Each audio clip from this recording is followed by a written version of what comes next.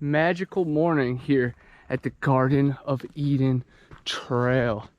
This is sacred soil right here that it was originally opened in the 60s by L.V. Calloway after he wrote a book and made a movie about how this place might be the true biblical Eden. 27 of the 28 trees in the Bible are right here in this preserve. Gopher wood, which Noah used to build the ark, it's also known as Torreya yew. The only place it grows in the whole wide world, right here. The good book also describes a delta that breaks into 4 rivers. This is one of the only landscapes that provides such a feat. As you're walking through here, you get to see and experience desert, jungle, swamp, pine forests, and everything in between. There is rare canopies, tons of exotic species of trees, wildlife, and nature. I've had close run-ins with giant serpent here in Eden when I was with my neighbor David Wilson and his son Connor, CWGG. As this twists and turns, we find ourselves closer to where we came from. It's truly mystical out here. I've already encountered a bunch of strange sounds, had corrupted files, but we're pushing on. We're making the best of it. I have the pamphlet with all of the stops, so I can't wait to take you guys on a little bit of a tour, because it is truly magnificent out here.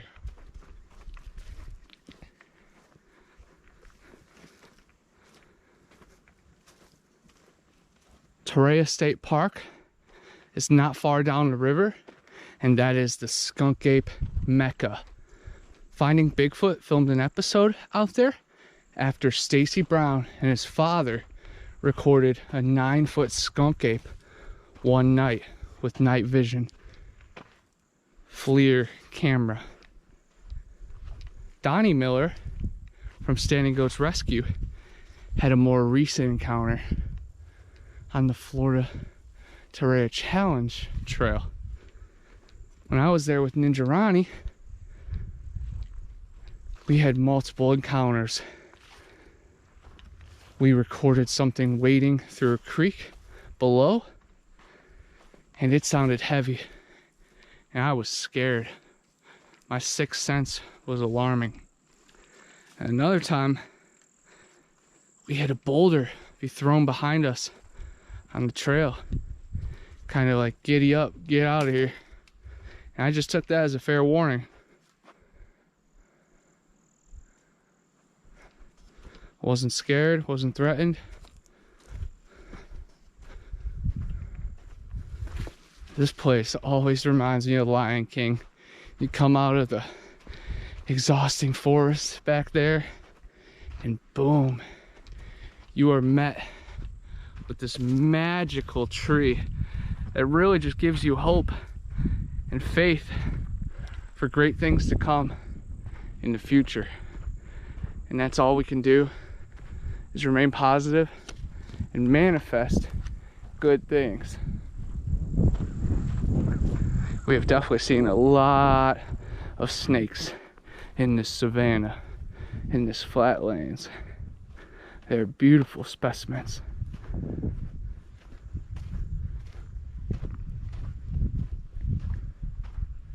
There's a really cool movie called Yuli's Gold. The good old Yuli is a beekeeper down south, the Apalachicola, and he makes the best honey. And you gotta think these creatures are taking advantage of the honey as well. Just heard something go into this tree.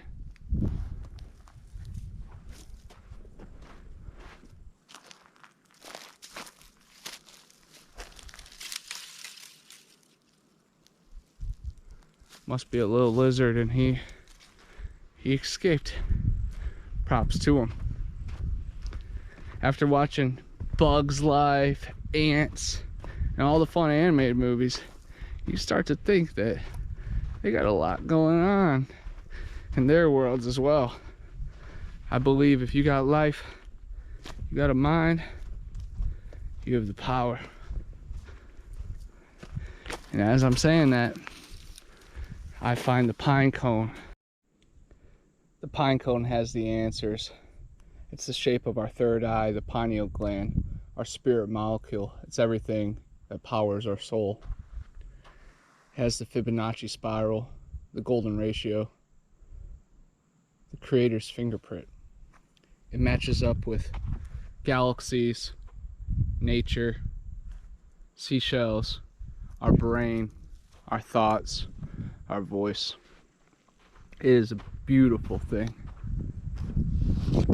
And again, it brings me back to my childhood being out here. I feel like I'm the real life Simba. Shout out to my kitty cat named Simba. Number 10, Longleaf Wiregrass Restoration.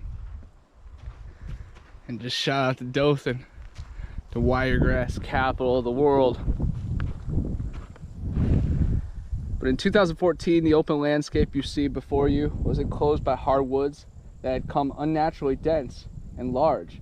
In the wake of tornado damage, the Nature Conservatory began restoration on the site, using prescription of hardwood removal, prescribed fire, and the wiregrass longleaf planting. This once sparse opening is well on its way towards restoration. In 30 to 40 years, this area will reassemble the intact pine savanna seen at the beginning of the trail. Wow, that's pretty cool.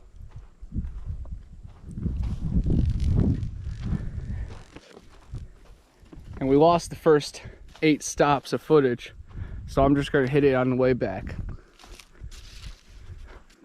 Bump in the road, a hiccup in the plan. Keep on going.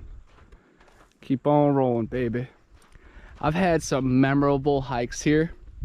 For my birthday, August 28th, I came out here with Tristan Smith from Hidden Relief, and then Jack McClellan from Alter Cortex Design, the director of Bridges, A Disturbance in Flat Creek, the Bigfoot documentary, Zillafoot, the Void Cat, and also Lost and Found.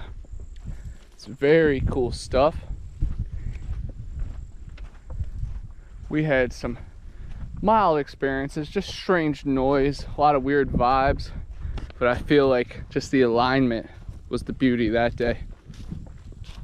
First time I came out here with my roommates from Lakeland, we got rained on so bad, but it was still truly magical.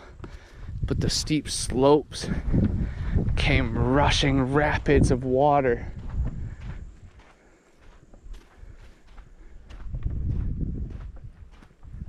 And it was definitely a successful time. First time I was out here with my sister, I fell and hit my head so bad that I had a blurry daze walking back. But we met a lot of cool friends that day, and it was a perfect introduction to this area. When I came out here with my buddy Chalmers, back from Ohio, the college football player, he collects fossils and sand. So when we got to the river, he wanted to get all the way to the beach and collect some specimens. We ended up getting stranded for a long time.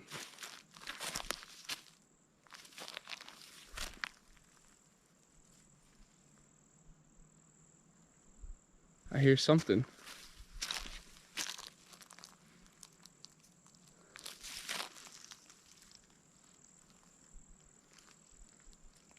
Doesn't appear to be a snake, or else it would be making a little bit more noise and I'd probably be able to see it.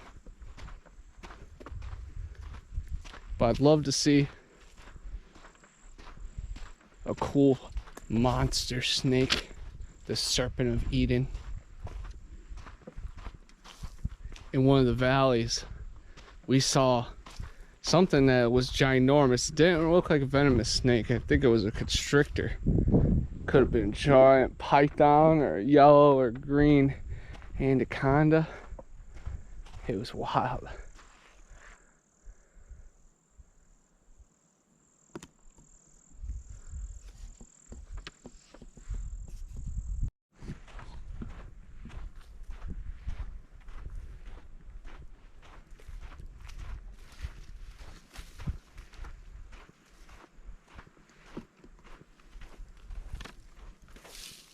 There have been some amazing fossils found over at Allen Bluff.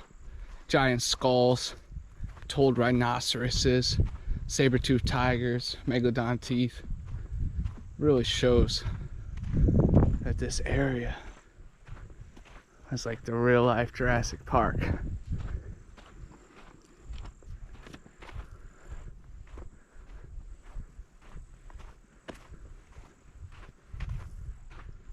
Getting to number 11 right now, the fire suppression in the hardwoods.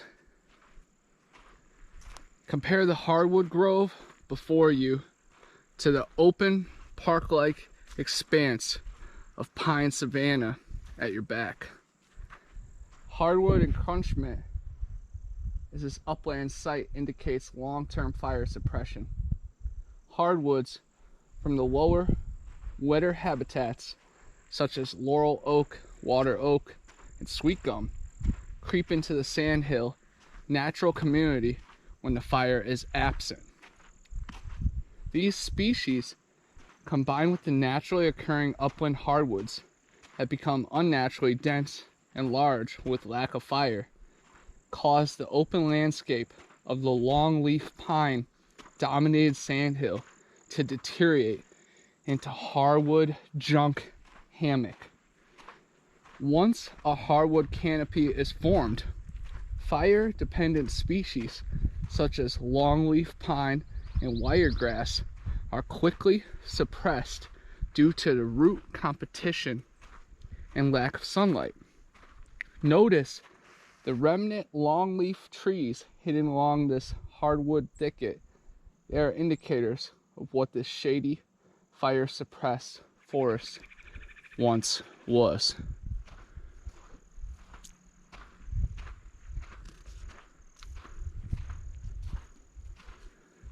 And number 12, habitat trees, snags. Nature finds life in all things. Standing dead pine trees or snags are home to a variety of organisms. Insects, birds, small mammals, and reptiles all find a place to live on a snag. Watch for nest cavities above that were dug out by our native woodpeckers. These cavities, in turn, provide shelter for other species, notably other birds that are unstable to excavate cavities, such as the bluebirds.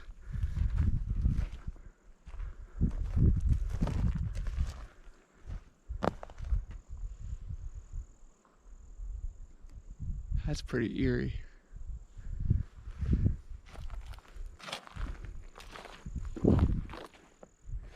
Nature always finds a way. That is inspiring. I love the variety out here. You literally can cover all 4 seasons and all regions of the country just in this small blip on the map. What a sacred spot. A convergence of sacred energy and frequencies that are healing me and guiding me and protecting me, and also doing the same for you. Lucky number 13. Stages of longleaf. Longleaf pines are truly unique as compared to other southern pines in that they are especially adapted to withstand fire. In the grass stage, while the tree invests most of its energy into underground root development, the long leaf can survive the passing of the flame due to the lengthy needles that insulate and protect the central bud. In the rocket stage, the long leaf shoots up the most moderate flame lengths. As the tree matures, its bark thickens for more protection.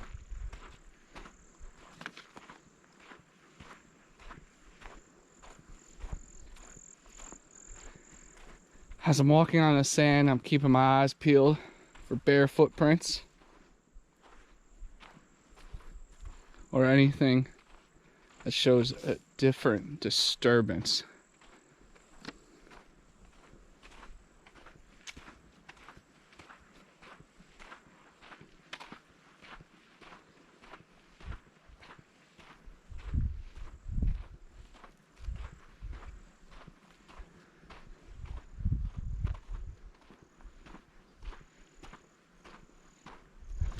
The river loop is right there. We'll come back out that end. That's where things get very challenging.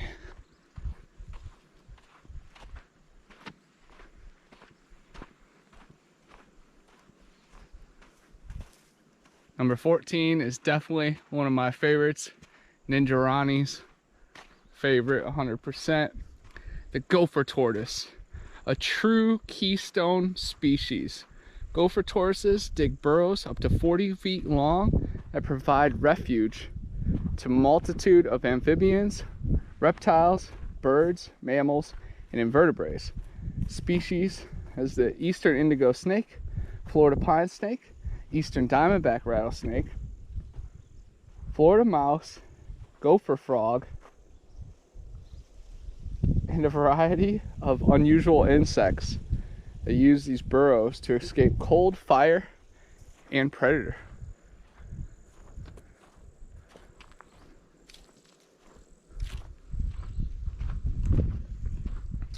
And we're headed now to the Bluff overlook. And again, Alum Bluff has many stories of its own. Many scientists have explored it because it's such a rare beauty.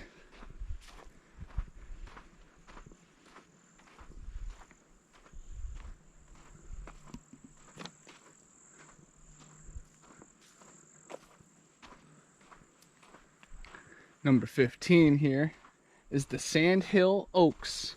Although longleaf pines are the iconic tree species,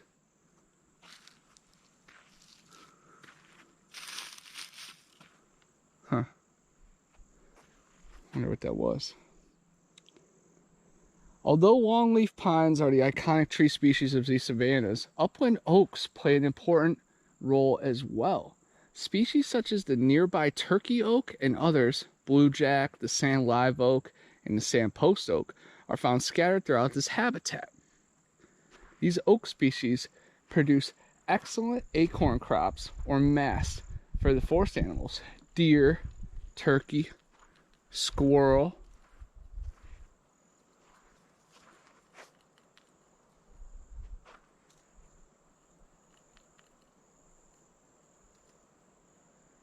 and various birds depend on acorns at different times of the year. Here's the sand live oak right here. Very interesting.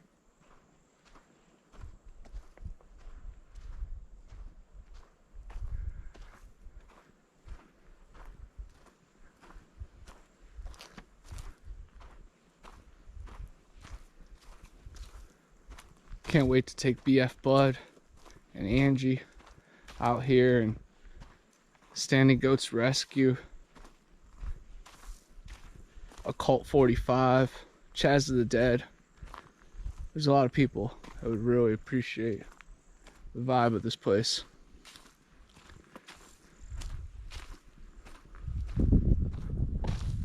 It's truly biblical, beautiful, just magnetic. And this overlook right here makes it all worth it.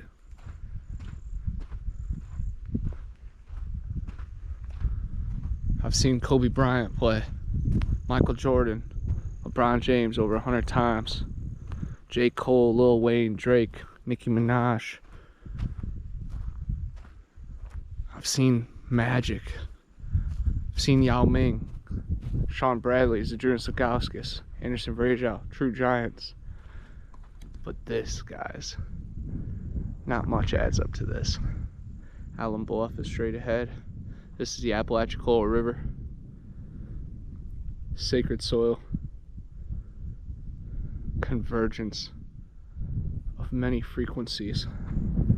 And a lot of people carve their name into here and spell a lot of funny stuff, because it is truly a bucket list goal for a lot of people to reach where we originally came from, Eden. I'm keeping my eyes peeled on the bank over there for any kind of movement, because the Skunk Ape does loom nearby. Old Cheesy Pond, where one was captured in the 1800s. Torreya State Park, Old Cheesy Landing, and even these murky waters have been home to sightings. We've heard knocks from the woods across the road too, across the river. There's sacred fossils and relics, and definitely some more hidden secrets in every direction out here.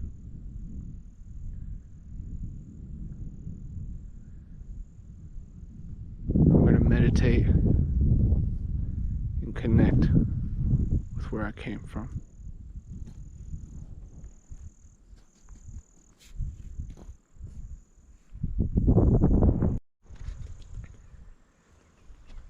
This view is truly to die for. You got the giant buzzards flying above, patrolling the waters. First time I ever came to the Apalachicola River, a lady warned my mom and I of some kind of serpent beast. Maybe it's related to Nessie or South Bay Bessie, or maybe the Pensacola serpent. It's definitely similar to the creature from the Black Lagoon. But right here is definitely where the loop gets challenging. Number 16 though is the Apalachicola Bluffs during the Civil War. During the Civil War, these bluffs were strategically defense positions placed by Confederate troops to block Union naval ships from accessing the Apalachicola River. No shots were fired here, but many soldiers died from malaria and yellow fever. The bluff occupation ended when the Confederate Army sank obstructions downriver to prevent Union ships from coming upstream. Which, that's pretty wild, because I've heard that there is unmarked graves in these forests. And around this bend is where we did find a Sasquatch tree structure that was kind of turned into a bedding area. It was very creative. But this area is just so sacred. 27 of the 28 trees in the Bible, giant fossils being found on these wood sides, exotic species of plants and animal alike. It really magnetizes all the strange beings. And I feel like it could be like a charge station for these elementals and fairies and things that bounce in between dimensions. I'm looking in all the mud down there to see if there is any bare footprints or anything that kind of indicates that the skunk ape has been near. Not many people know that Florida has cliffs that you could die if you roll off of, or caves that you could fall into and never be able to escape from, or even some of the strange canopy creatures that are looking down and sniffing us out from miles away. The rhesus monkey escaped from the jungle cruise in Silver Springs and it's been seen all the way in Alligator Point. It's got to come through here to get there. They filmed the creature from the Black Lagoon in Wakulla, which these waters lead down to.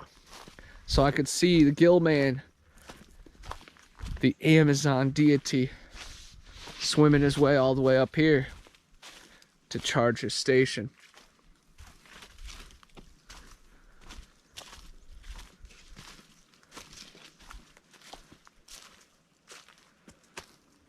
You can tell that a lot of game runs these trails. And they don't put many limitations on themselves. Let's follow this trail.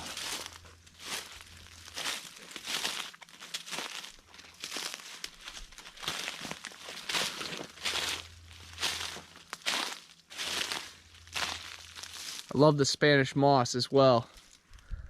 They call it that because when the Spaniards came over, they had huge beards that kind of look like that moss. So hence, got the name.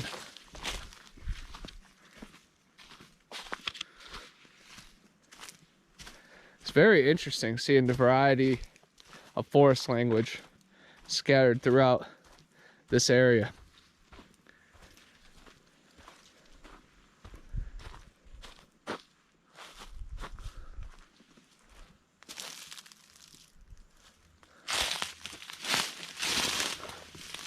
Just sink into the ground in some of the points here.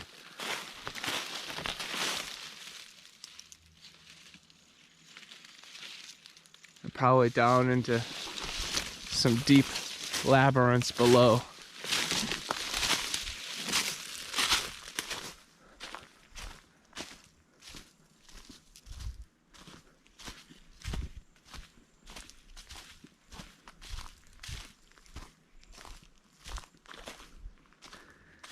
The trees are so awesome and brave to withstand these hillsides and adapt. Ooh. Something's moving up there. There was a disturbance. A lot of hair right here.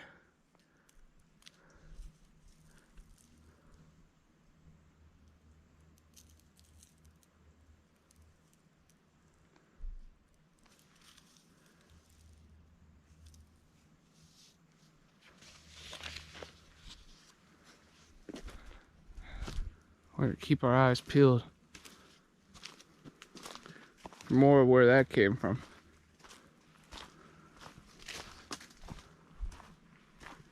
I heard a strange mumbling.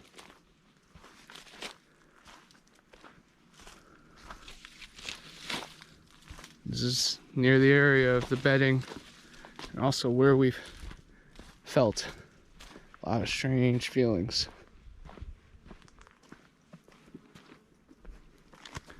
But again, let's take one last look at Alum Bluff, right across over there. I definitely recommend checking out the scientists exploring that area. I'm keeping my eyes on that bank the whole time to see if something's paralleling me.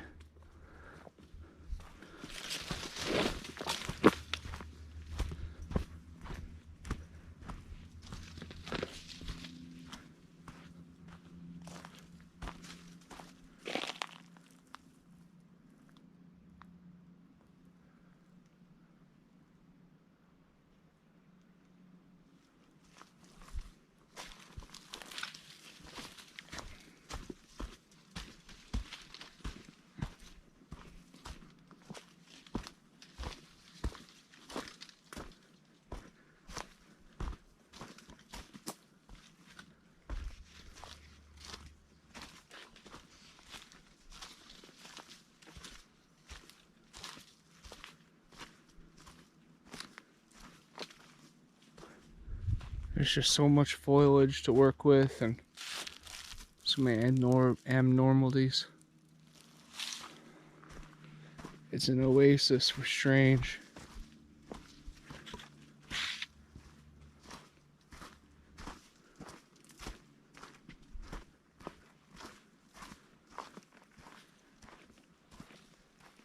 Washout ahead.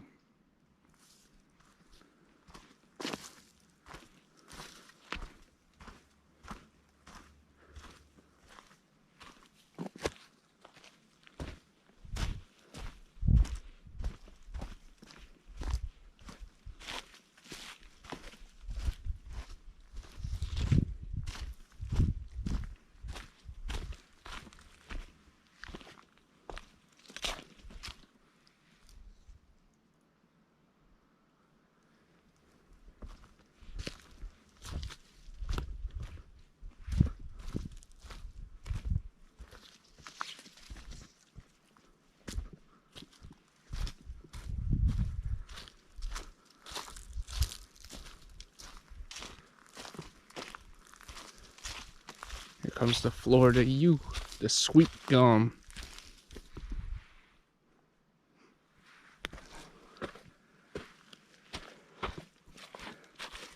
That's pretty interesting. How it's just strategically laying there.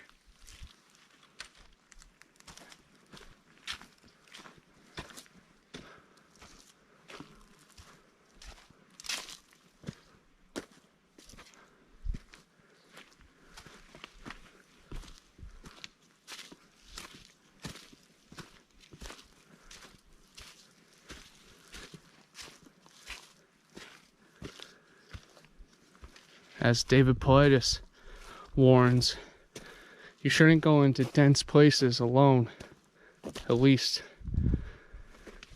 not without proper protection and also proper equipment and giving warning to people where you are. So we are properly equipped, and I told my mom where I'm headed. And all you guys know, the Garden of Eden Trail in Bristol, Florida, where life began. One funny, almost tragic incident is this old man. He's very religious. He loved my book and he wanted to check out this area. He went one afternoon. Well, afternoon turned to night real quick, and he was stranded out here. And he wasn't the best at walking, and the police actually had to rescue him. So it's pretty wild that my book breathes life, but it also almost killed.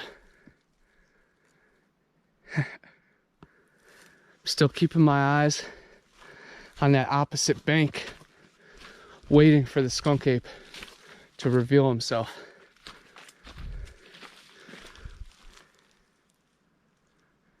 It's interesting how the moss looks like hair, so you have to keep your eyes peeled at certain corners or areas that would definitely get touched.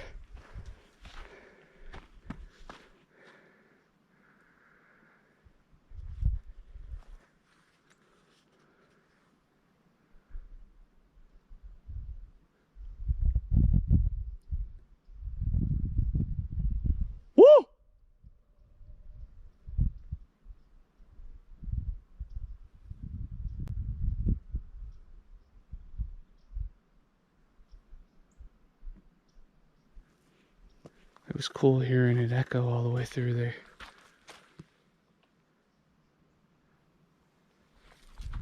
The ground glyphs give many signs.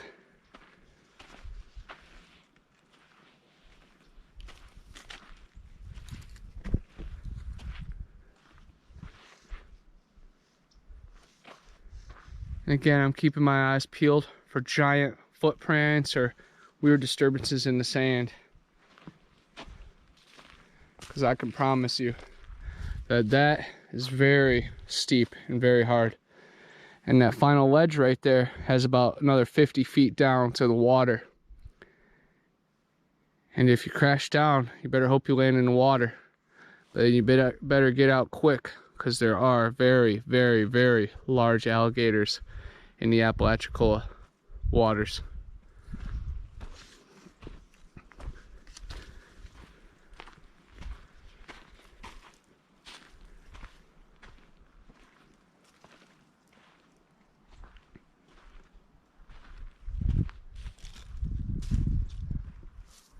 One last time, the beautiful view. What a magical terrain.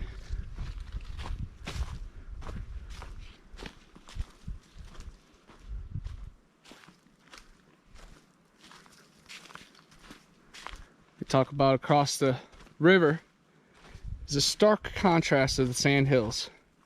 It's a vast floodplain. The bottomland forest of the Apalachicola floodplain is composed of approximately 60 species of trees. Water hickory, sweet gum, overcup, green ash, sugarberry. They all grow in areas slightly higher elevation, while the lower elevation areas are dominated by Tupelo cypress swamps. Unlike upland sandhill communities, floodplains rarely, if ever, feel the effects of natural fire. Rather, their cycles are determined by disturbance, regime of flood. Entirely different plant and animal species reside within this massive swampy landscape. So it's really cool. They could swim across the river and coexist in two wildly different terrains and domains.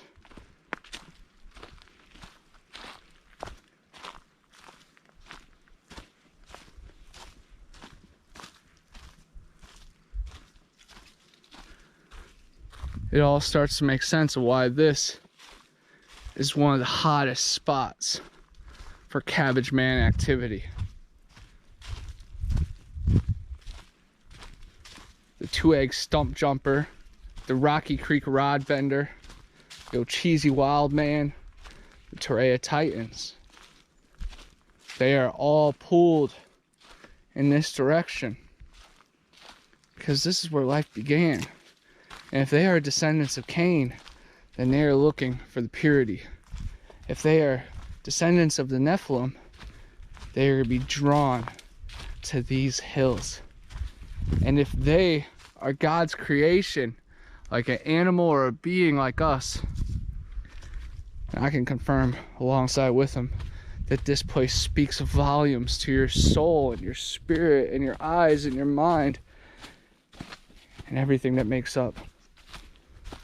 We are particle form most of the time. In those true moments of being, we become wave.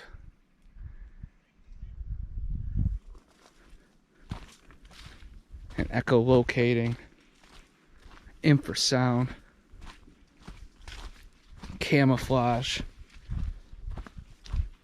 energy manipulation, telepathy. It all is right beyond our grasp. We just have to shed the petty disturbances and programming that has held us down since birth. I'm coming here and challenging myself and sharing my story. It's just another chapter in the book. The book of life, and we have to read between the lines. And much respect and props to everybody that's completed this trail and also helped build this trail, because it's hard work. Here's the swamp chestnut oak. Isn't it amazing that a seed smaller than my pinky can become a weeping willow?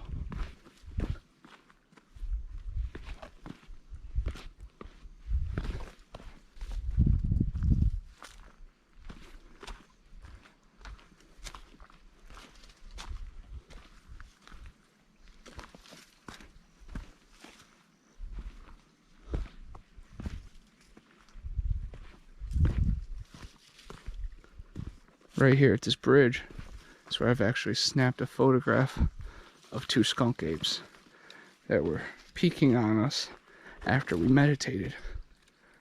I shared them on my Patreon. Hope you guys can check that out. This is a sacred spot because right down there is the Florida Torreya tree.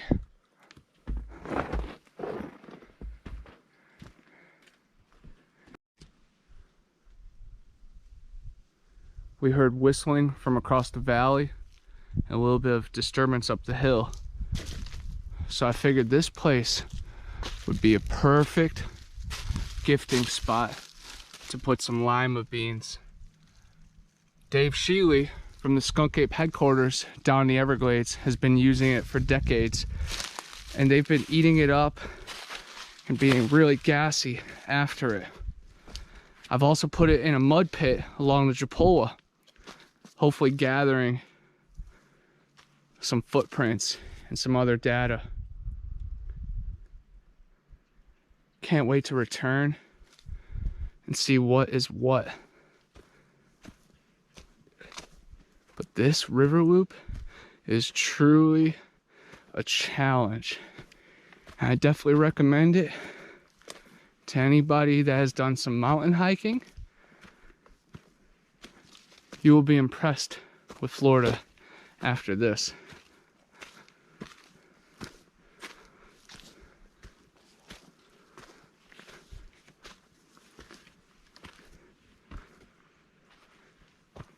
Right here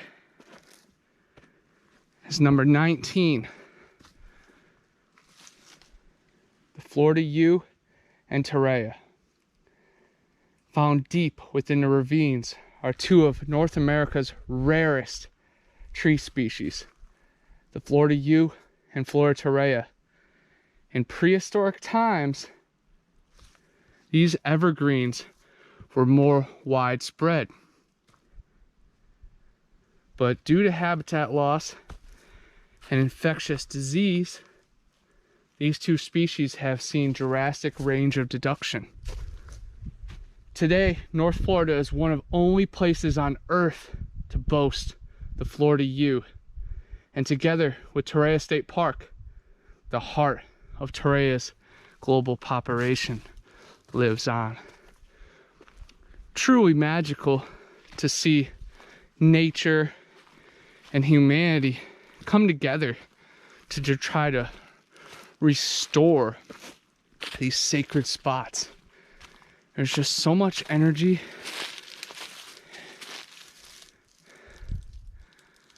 and effort that goes along with it.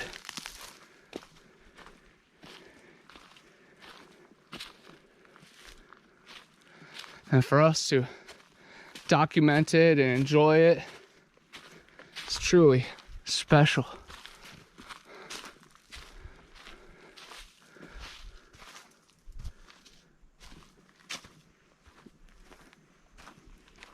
It's the Carolina laurel cherry.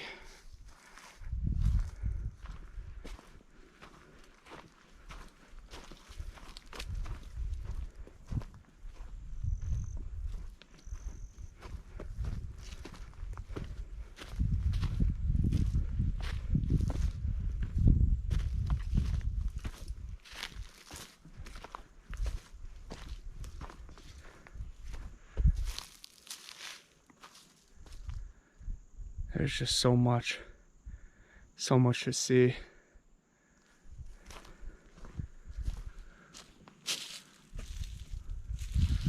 So much hiding below our feet, sometimes right in front of our eyes. We're all just fighting to survive, staying afloat in this crazy, wild world.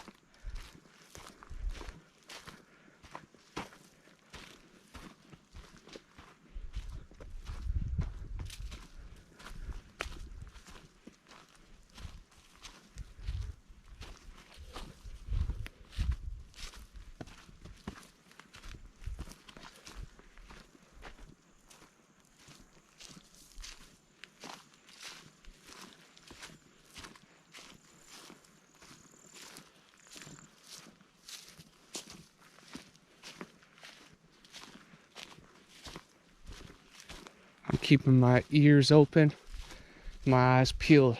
I'm hoping for a knock or some kind of echo in the distance.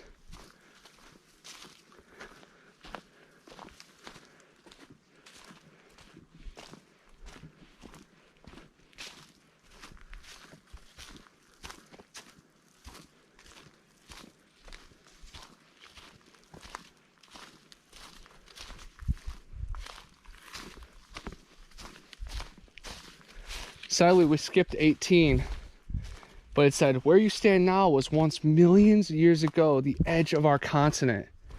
In the Mesozoic era, when the Gulf of Mexico was much higher, crashing waves deposited many tons of sand at this location.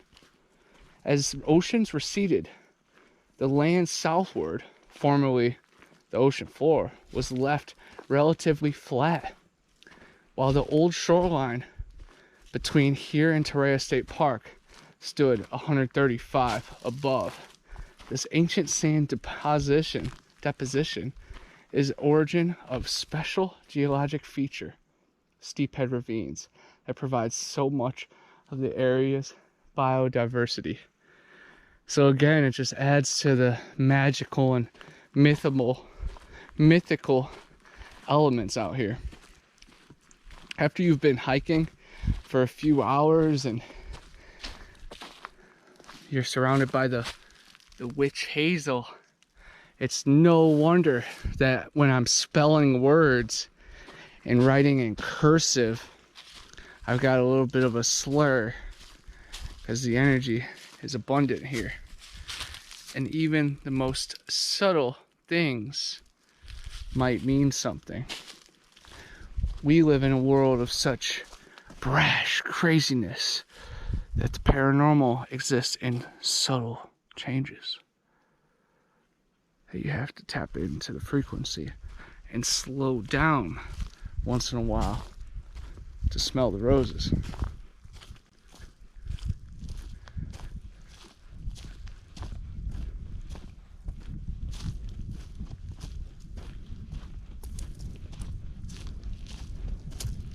But I really cherish these sacred hikes. I feel like it's pulled me all the way from Ohio.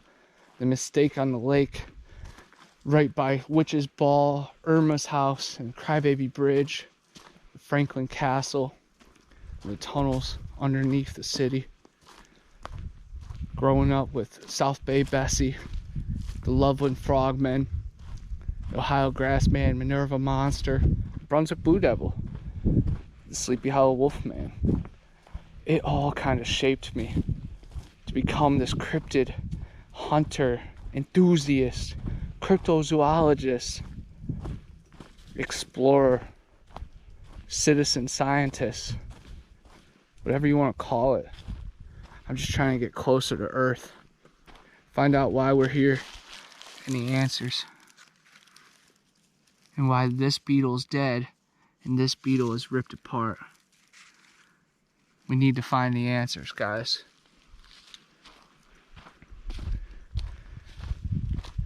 Always watch out for bullet ants, the velvet ants, the wingless wasps.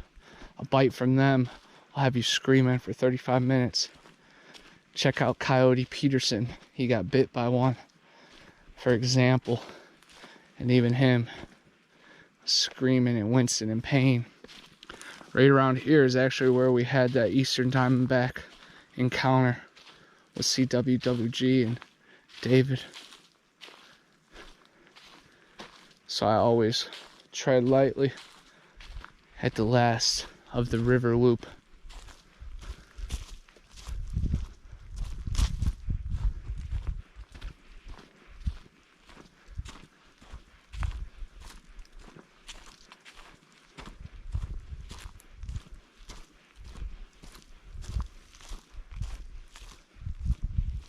This is exactly why I moved down to Florida, so I could be exploring and adventuring during the winter with the sun still shining.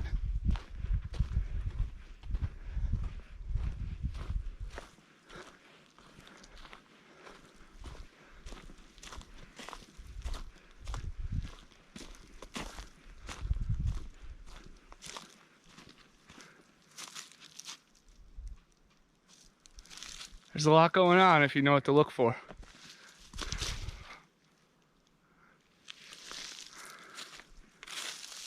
A lot going on.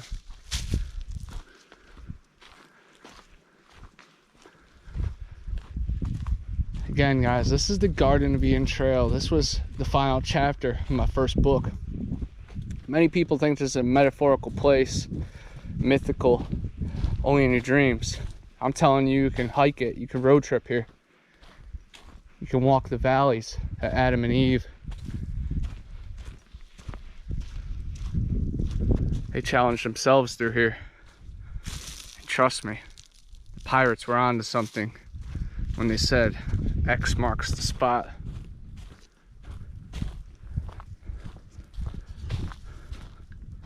All the sacred landscape, ancient flora and fauna. It's a representation of life itself, Mother Earth, thriving. When times got dark, I came here. When stuff's not making sense, search for the signs. And it will just come to more questions like Neo, Morpheus, Trinity. But the Oracle will provide in vibes. And you just have to walk the walk. And the rest will uncover. The path shows itself in many ways. Just sink in and feel it. Right here is the Kelly Branch Restoration Site, where they made a seepage stream, and it soaks through the area, allowing for the habitats to be rebuilt and seep through. It's really interesting. So I love seeing people come together for the common cause. And it sounded like there's some kind of animal running through the woods right there. Of course, making the area a little bit more mysterious. But number 9 on the tour is the stream restoration. From 1960 to 2006, a dam blocked the seepage stream, forming an unnatural impoundment. 2006, they decided to remove the dam and reshape the stream back into the original form for the benefit of the aquatic ecosystem. Erosion control nets and native vegetation planted during restoration help stabilize the bank and prevent soil loss. As we've seen that, of course. One of my favorite things is the dome homes down in South Florida, Marco Island. And it used to be all beach and trees and everything. But then the trees got hit during hurricane, and now it's all eroded away and it feels like it's the middle of the ocean. Really happy that my hoodie is still here. Hopefully it's not covered in ticks and fire ants. I'm gonna store it away in my backpack. That would have been a good marker if I would have never returned, but it kind of would have set people in that direction.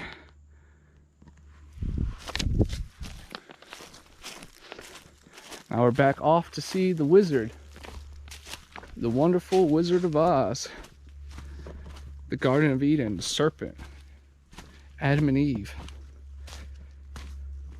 the descendants of Cain, Esau, the man covered in red, long hair, preferred sleeping outside, hunting venison, eating fish. I think there's something to it. It's truly, truly sacred.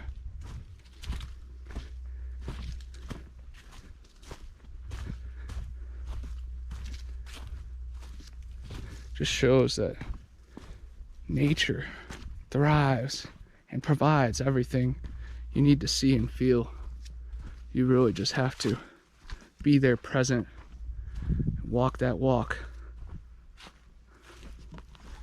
because it is truly magical. And we're not far from sacred stone in Georgia and all the Amazon waterways of Alabama. There's just so much to it. And the answers lie within. Here's number 8. One of my favorite spots to use my water filter straw. But these ravines, from the steep heads east, several tributaries come together to form the Kelly Branch, a perennial flowing freshwater stream that flows down this ravine and empties into the Apalachicola River. Here, the crystal clear water seepage stream, a variety of fish, invertebrates, and amphibians find refuge. These species add to the overall ecological diversity of the Sandhill Ravine complex and help make Florida's Panhandle one of North America's 5 biodiversity hotspots. That is amazing. And then down there in the Apalachicola National Forest, they say it's the greenest area on the map. So that really would hold some monsters and truths. You really have to break free from all what they push on us to see clearly. And trust me, we have the juice. We have the nectar from Eden itself.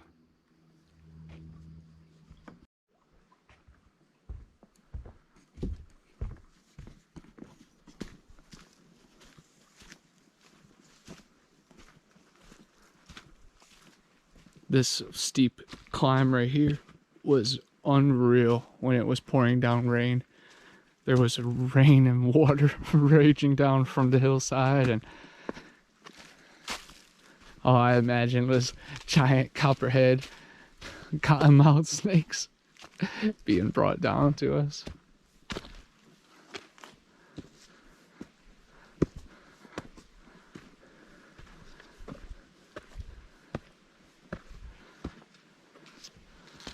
Quite the climb.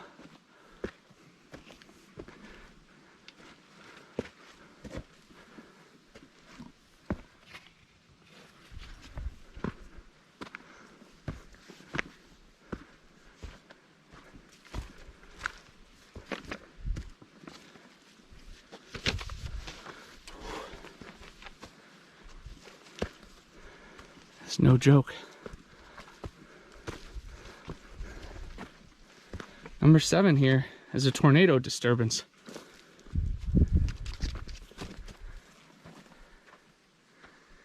And as I believe, there's magnetic pools and electrical grids that natural weather and fake weather would find.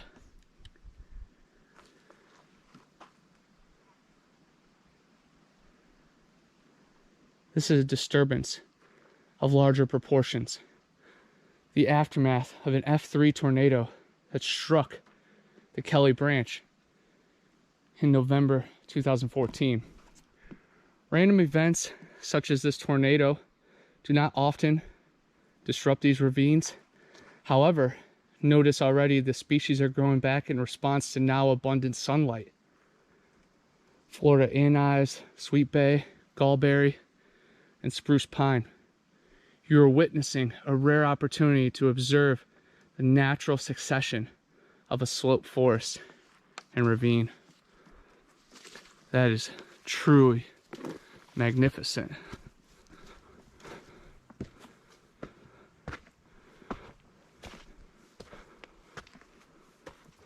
All the natural wonders of Eden.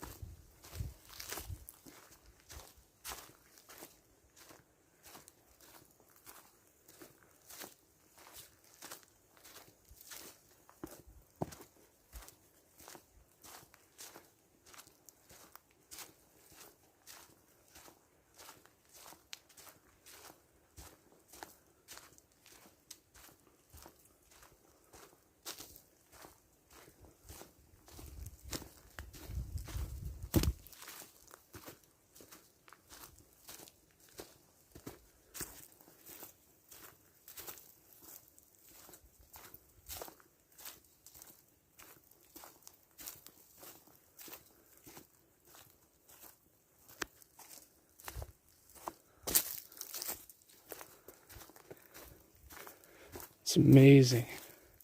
Just feeling the healing properties and listening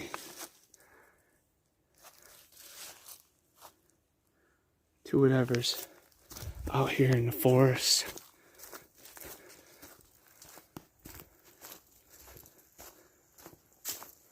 A combination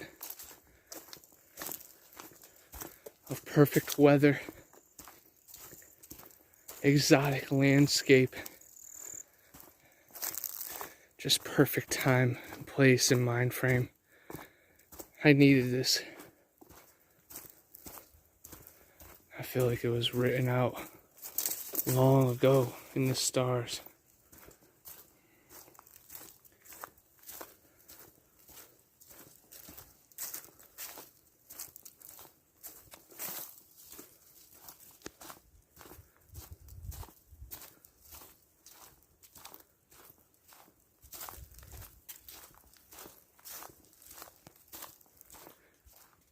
Number 6 right here. In a natural forest, older damaged trees die and fall as part of the natural cycle. These openings, or areas of disturbance, leave gaps in the canopy that benefit the health and biodiversity of the forest by allowing new plants or pioneer species to gradually reclaim the sunlit space. Where a mighty oak once stood becomes home to grasses, forbs, and then mid-story shrubs, and eventually canopy trees once again. Forest disturbance and subsequent succession creates a mosaic structure within the overall forest by adding microhabitats and therefore greater biodiversity. So that kind of explains how there's tons of paranormal stuff and supernatural occurrences after storms, because new avenues and boulevards are being opened up for energy to overload. It's very cool how it comes together. Keeping my eyes peeled in every direction, because the steep banks can be perfect camouflage for something lingering across.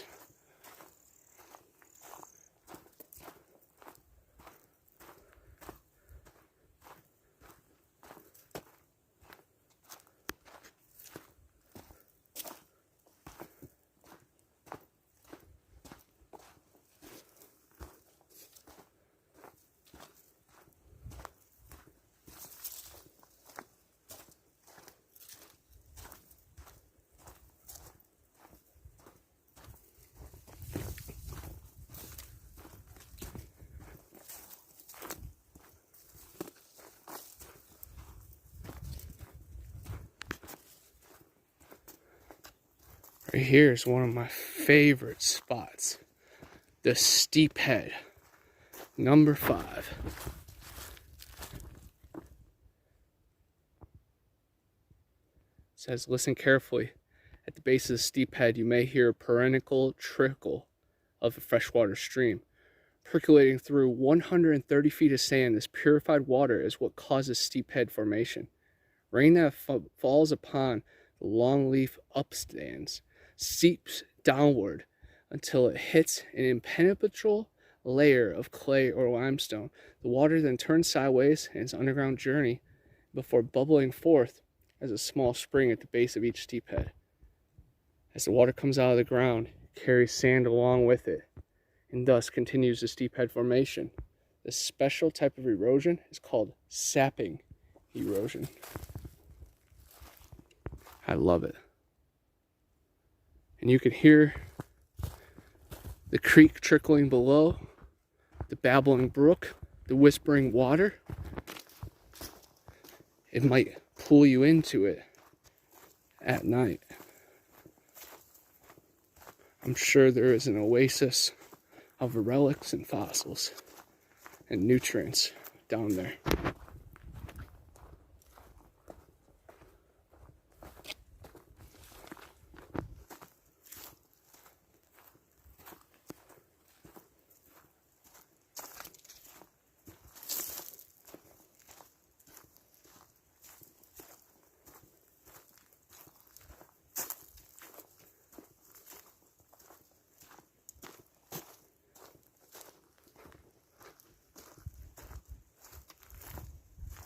This is definitely one of the more strenuous hikes in Florida. I recommend it to anybody looking for a challenge. The abundance of energy and history here. It's not hard to find inspiration to carry on forward. But you better watch your step, because the path can give out real quick, like right there shows.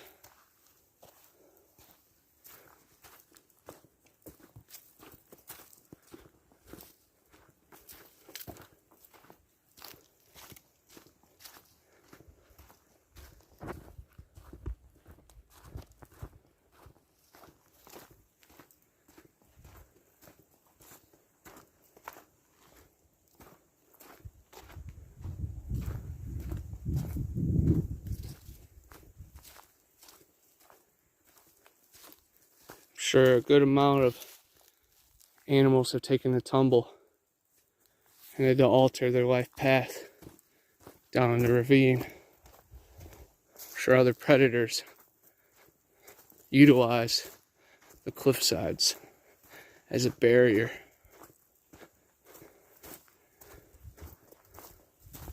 To herd the pigs and the deer and the rabbit.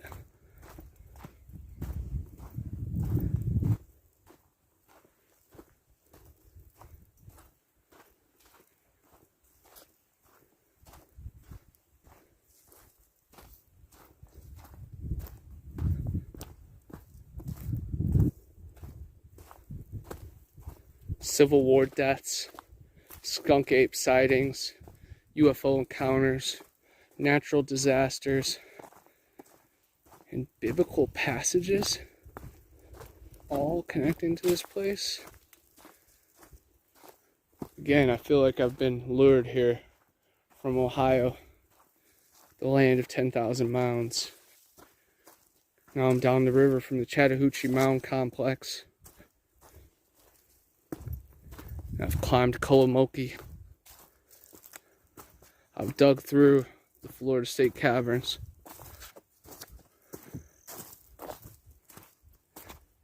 I've set up camp in Mecca, in the Green Swamp, and also Salt Fork, Grassman Mecca. The Honey Island Swamp treated me very well. Got a picture of a strange carcass and a dark figure peeking through. The images are in my books and also on my Patreon. Feel free to check them out on Amazon. I'm also in the movie called Zillafoot. It's free on Amazon Prime. The movie The Void Cat is coming out soon. In that I play a cryptid research officer that finds a cursed object. And a nightmarish movie unfolds. A crazy night. One of the funnest things I've been a part of. A combination between kaiju, cryptids, comedy, horror, psychedelic. And also just the beautiful cinematography. I'm honored to be a part of it. Can't wait to be a next Bigfoot Odyssey 168. Looking forward to bringing my vibes from here at Eden. Best believe I will let everybody know that the Sunshine State holds sacred soil.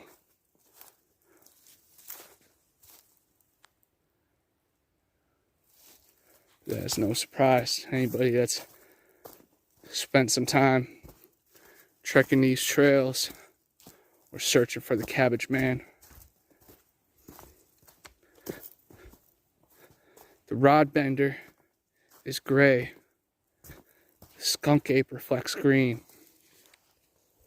But where I came from, there were stories of a blue devil. Some said it was a chupacabra, others said it was a rake. What I saw was white and translucent, but his veins were blue. So it's possible that I saw the blue devil. Number 4 here is Apalachicola. During glacial periods in North America, Florida was much cooler on average. Regional flora and fauna were likewise cold adapted. As continental temperatures warmed, glaciers treated northward. These cold adapted species began the slow migration back northward as well. However, many of these species with more northern affinities found a home in slope forests and steep head ravines. The cooler moisture microclimate of the ravines was a perfect refuge for these glacial stragglers to survive amid Florida's increasingly subtropical weather. Species such as mountain laurel, Florida torreya, and Apalachicola dusky salamander are a few good examples. And again, as many anomalies of nature and plants and flora is going to bring in these strange creatures. I hear something moving in the creek over there to the left.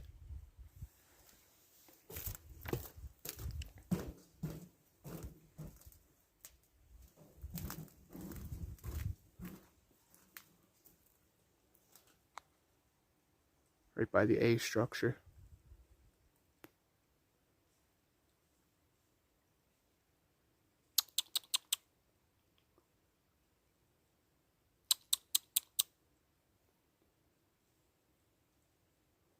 Try some passive tongue clicks.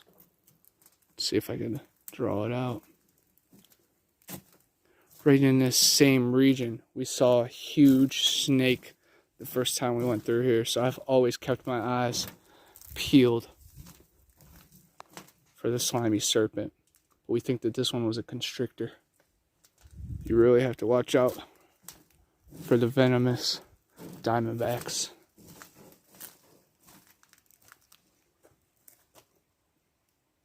I see some birds and chipmunks, but it sounded a little bit bigger than that.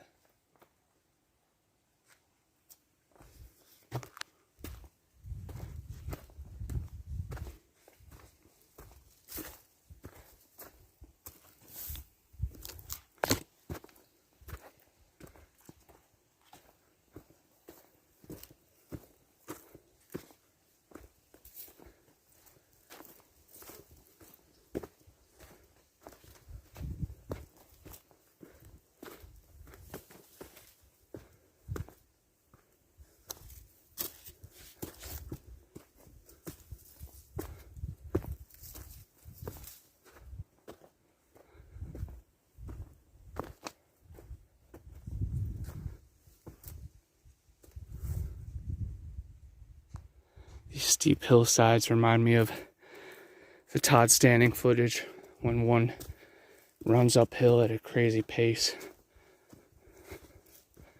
So I'm always just keeping my eyes peeled for a weird blur. I saw that tan thing earlier that was gone when I looked back. That's all it takes is an instance.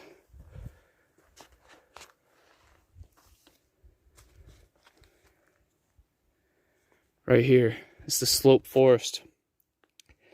In the cooler climates of the ravines where the fires burn much less frequently, of the northern Florida slope forest can be found. The native canopy species include the American beech, spruce pine, southern magnolia, sourwood, laurel oak, and red maple. The mid-story consists of numerous species including hopophora beam, musclewood, horse sugar, and red bay. These slope forests are analogous to their northern relatives, Appalachian cove forests. where similar species are found. Fire is infrequent in these environments because of moisture, humidity, dense canopy, and less flammable foliage.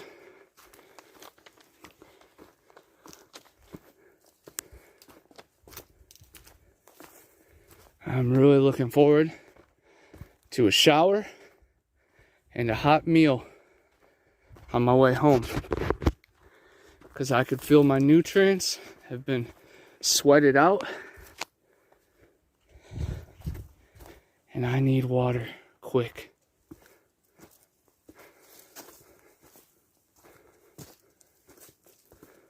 It's been an amazing hike, tons of lessons, trials and tribulations. That's what it's about.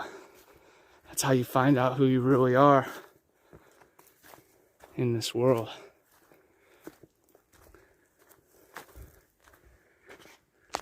We can break free from the bounds that bind us. Our vices are always as strong as we feed them. There are structures in every direction. But then you count in when the sun is shining and the moonlight is beaming, and it provides. Maybe we're looking at the paintbrush instead of the landscape. We have to open up our eyes even wider. And we will continue to push forward.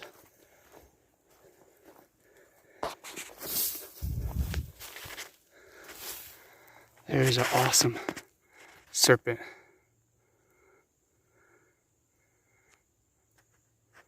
Looks like a black racer, but it's definitely possible indigo. Beautiful, beautiful snake. Awesome specimen. I appreciate him being that guiding light, and it wouldn't be the Garden of Eden without the serpent. So again, guys, you have to manifest what you want to see in this world. And the structures, the forest language point us in the direction. And I will continue sharing this message loud and proud. And in front of the crowds at the Florida Bigfoot Conference, I had them rocking and rolling and feeling this. And I don't want to seem like I'm preaching. I'm just opening up doors, guiding people to the water.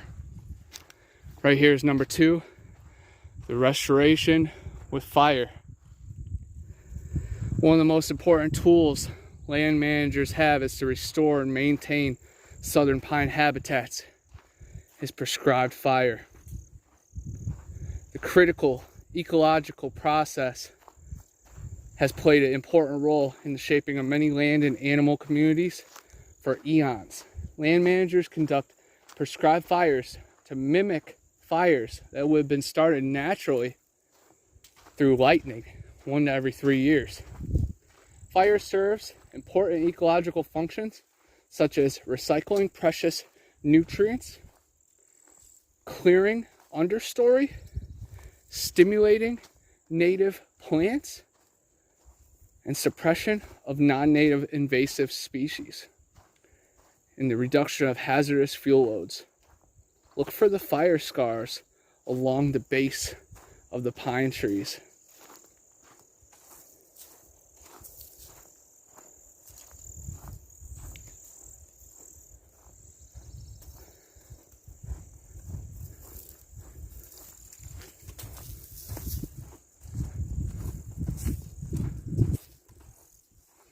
And the dragonflies and butterflies, lizards, ladybugs, the fairies, they're all out to play today in this sacred land.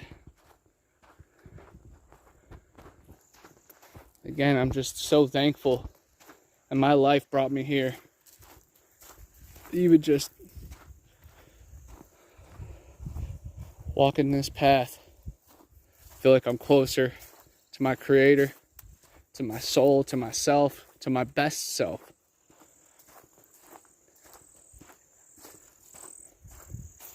Gotta fight. Gotta fight for your rights. I'm willing to die for what I believe in. I hope everybody finds love and electricity out there. And when you see synchronicity of numbers, or black cat, deja vu, push forward, you're on the right path. When you get that sixth sense and those other instincts, follow your gut. Let your third eye guide the way.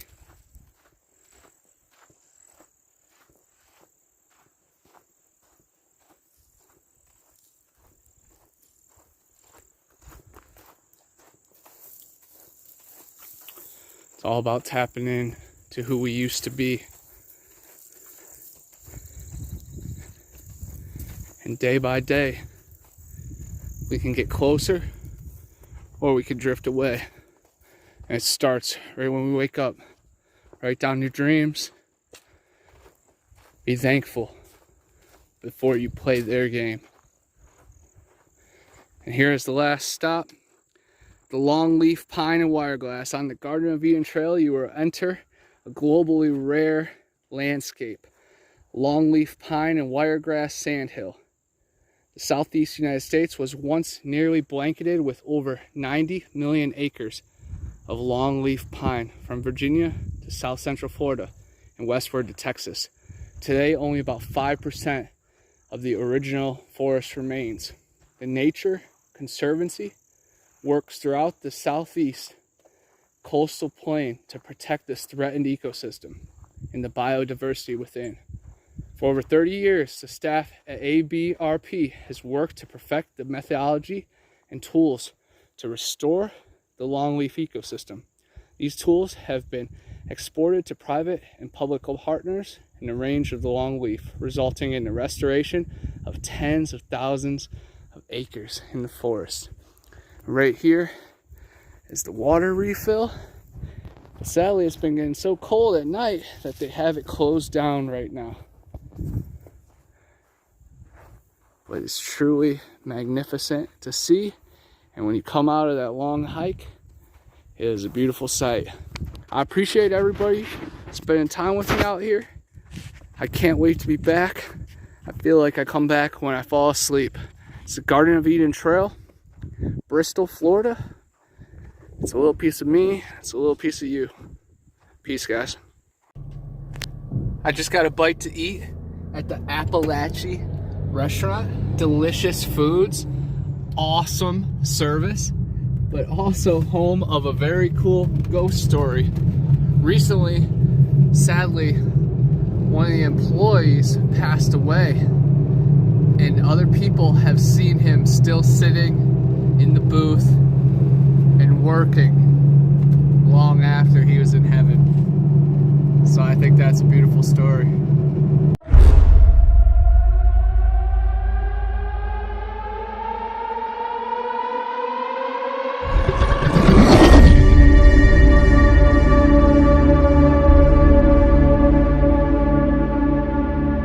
Flesh of the unguided and non-believers fuel this void.